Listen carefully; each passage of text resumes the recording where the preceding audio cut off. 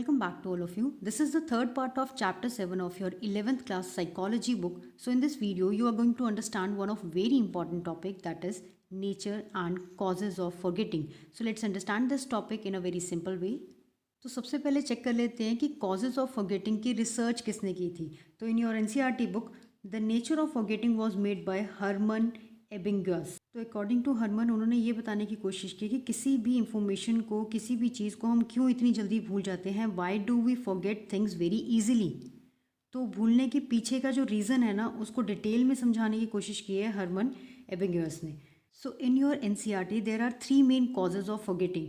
You can also call them forgetting theories, because आगे higher studies में ये जो टॉपिक है आपको थ्योरीज के फॉर्म में आएंगे. तो फर्स्ट थ्योरी कहती है, या फिर फर्स्ट कॉज क्या कहता है, that forgetting due to trace decay. Second cause is forgetting due to interference. Third cause is forgetting due to retrieval failure. Let's understand this first theory, that is forgetting due to trace decay. So trace decay is also known as disuse theory. अब what is disuse theory? Means useless theory. As we all know that our memory modify or updated as the time passes. But memory का जो trace है, अब ये जो बार बार मैं trace word use कर रही हूँ ना, इसका मीनिंग यहाँ पे इंफॉर्मेशन है. उसको अगर आपने काफ़ी टाइम से यूज़ नहीं किया तो व्हाट विल हैपन, आपने उसको रिकॉल नहीं किया, आपने उसको रिवाइज नहीं किया, तो होगा क्या है यहाँ पे, इट विल फेड अवे. आप उस चीज़ को भूल जाएंगे.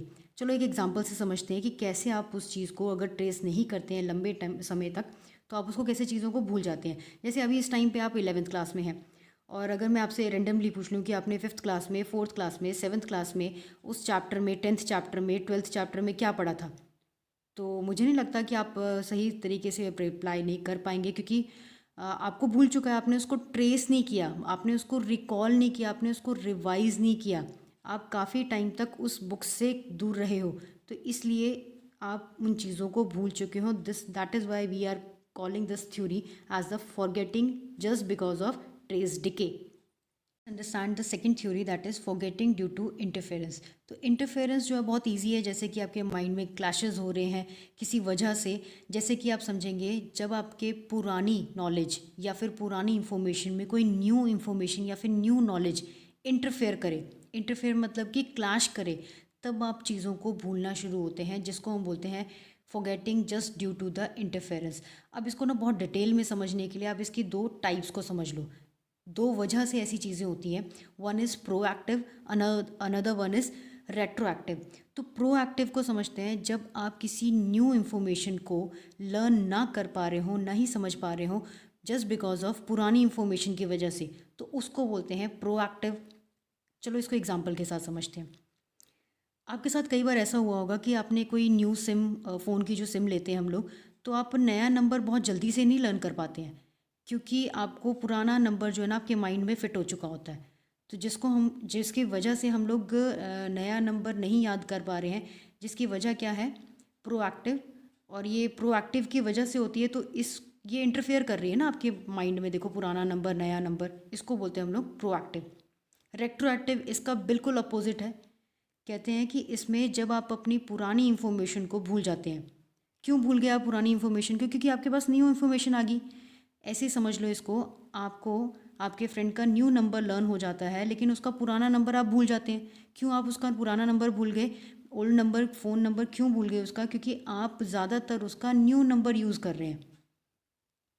ठीक है, तो इसको बोलते हैं हम लोग retroactive. So the third theory is about forgetting due to retrieval failure. अब रिट्रीवल फेलियर को समझाने से पहले आपको मैं बता दूं कि मेमोरी के टॉपिक में आपने 3 स्टेजेस पढ़ी थी, जिसमें सबसे पहले कोई भी इंफॉर्मेशन आती है तो आपने उसको एनकोड करना सीखा, देन आपने उसको अपने माइंड में स्टोर करना सीखा, लास्ट में जाके आपने उसको रिट्राइवल किया. बट अगर मान लो कि रिट्राइवल नहीं होता है, तो प्रॉब्लम कहाँ आएगी, आप रिट्रीवल फेलियर हैं उस टाइम पे. इसको एग्जाम्पल से समझते हैं. मान लो आपका एग्ज़ाम है, आपका फाइनल एग्ज़ाम है, तो आप एग्ज़ाम के लिए वेरियस इंफॉर्मेशन, चैप्टर्स, टॉपिक अपने माइंड में एनकोड करके जा रहे हैं.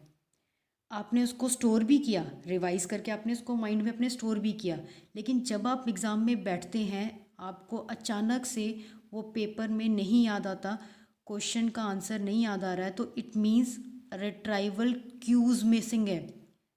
रिट्राइवल क्यूज़ का मतलब क्या होता है, जैसे आपने किसी के साथ में लिंक किया हो कि हाँ ये टॉपिक है, इसके साथ में दूसरा लिंक करना है या फिर कुछ भी, तो वो आपको क्यूज़ जो है वो आपके मिसिंग है, जिसकी वजह से आपको भूल गए आप या फिर रिट्राइवल फेलियर हो गया. This is known as forgetting due to the retrieval failure. So student, if you really like this video, please like this video and subscribe this channel for the upcoming videos.